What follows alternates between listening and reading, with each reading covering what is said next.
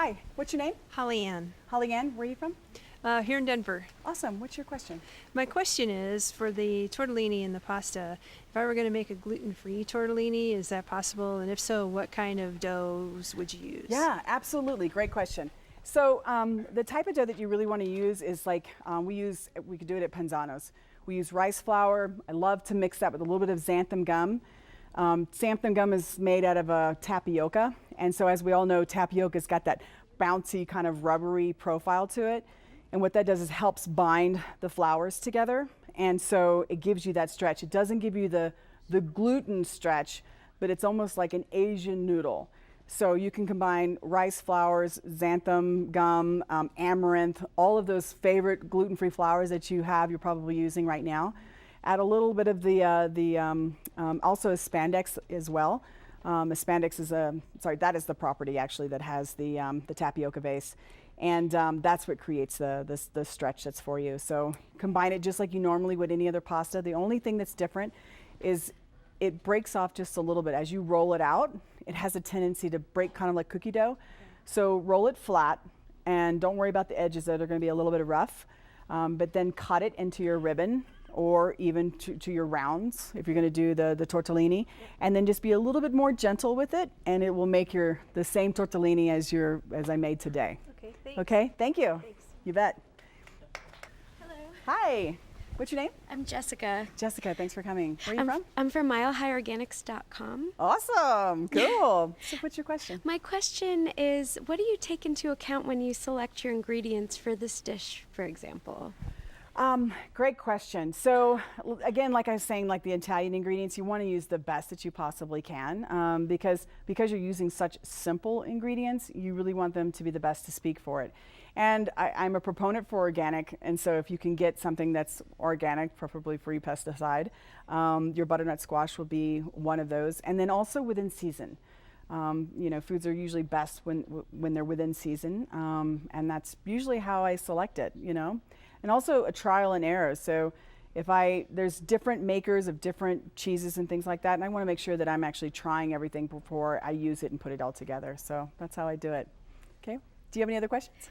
No, thank you. Okay, great. Thank you so much. Thanks for coming. Hi. Hi. What's your name? My name is Consuelo. Oh, Consuelo. Nice Yes, to meet you. thank you. And what's your question? My question is, when you roll out your pasta, Yeah. how long can you keep it rolled out, or how do you keep it from not drying out? Great question.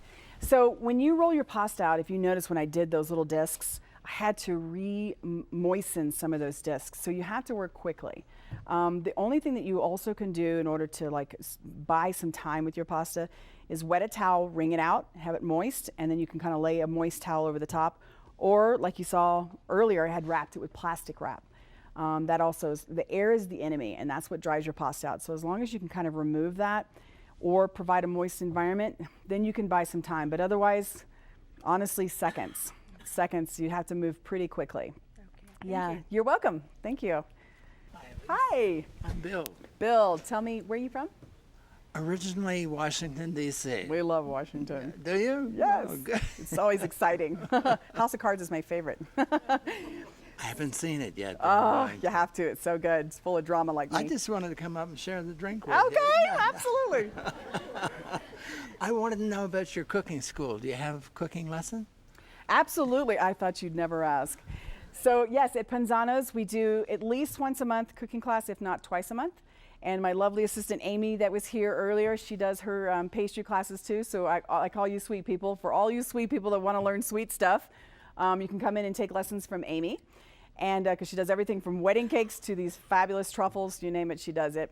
And for me, I do a variety of classes through the year, and you can go to the Panzano's website and look and see the whole list for the entire year. And like in October, I post the list for the following year, so that's all. Everything's already listed, and you'll see, what all is coming up. So we'll have another class. I just did one yesterday on Saturday, so the next one should be at the beginning of next month sometime. I'm going to sign my wife up immediately. Yay! Now, if you live after you return to your seat, then that would be great. She's a wonderful Italian cook. Oh, well, then that's good. That's good. That's a good indication. Hi. Hi. What's your name? Jenny, Jenny. Where are you from? Denver. Awesome. So what's your question? Very simple. When you cook plain pasta, should you rinse it or not rinse it? Good question. So you should never rinse your pasta. I mean, part of that wonderful flavor is the starch that's wrapped around that. I know that that kind of happened a long, long time ago. We were all kind of taught that. My mother did that. Yeah, and part of the reason why people do that is after they cook it and they rinse it is to help prevent it from sticking.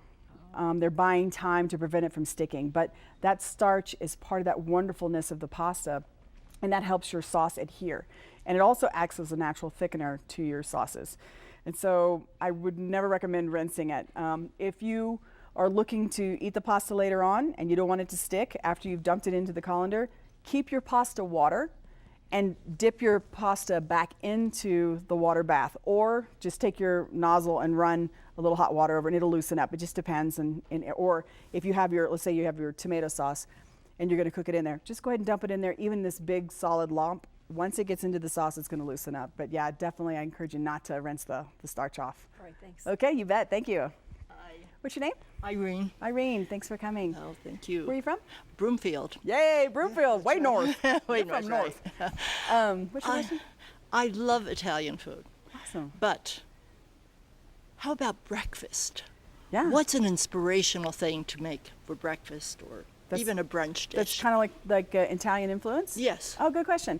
So a great thing to do for breakfast that's like Italian and brunch, easy, and people just like literally will want to take their clothes off after they have it, is, and that's all, who doesn't want that at brunch, right? Hi friends, welcome neighbors, everybody come over, and then everybody's like, you know, a nudist colony. Is a dish that's called the strata. And strata literally means layers in Italian. And what you do is you take leftover, let's say you have some stale bread laying around that's like left out from pizza, or I'm sorry, from pasta the night before and it's all stale.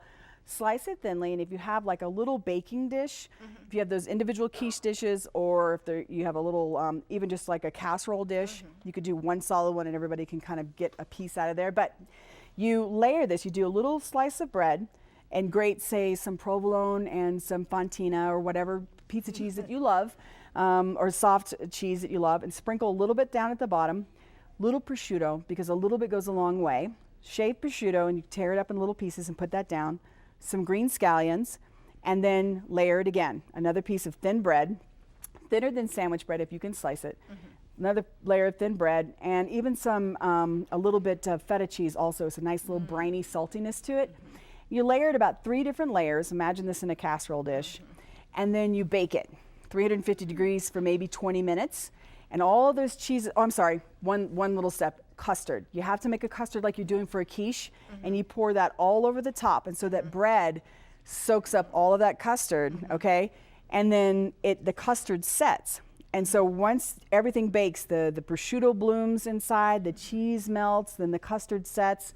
And so when you cut into this, it's like this cross between quiche and savory bread pudding and pizza. Like you just can't go wrong with that. That's wonderful. Yeah, between the green onions that are in there, you could even, whatever you want to put in there afterwards, olives, roasted red peppers, sun-dried tomatoes, anything else like that, you literally just kind of bake it like a savory bread pudding, and it comes out wonderfully, yeah. How about a little bit of, say, basil? in Yeah, exactly. That would be good. Basil, you name it. That sounds Whatever herb you want to put in there, sky's the limits. All right, so thank much. you. Thank you, my pleasure.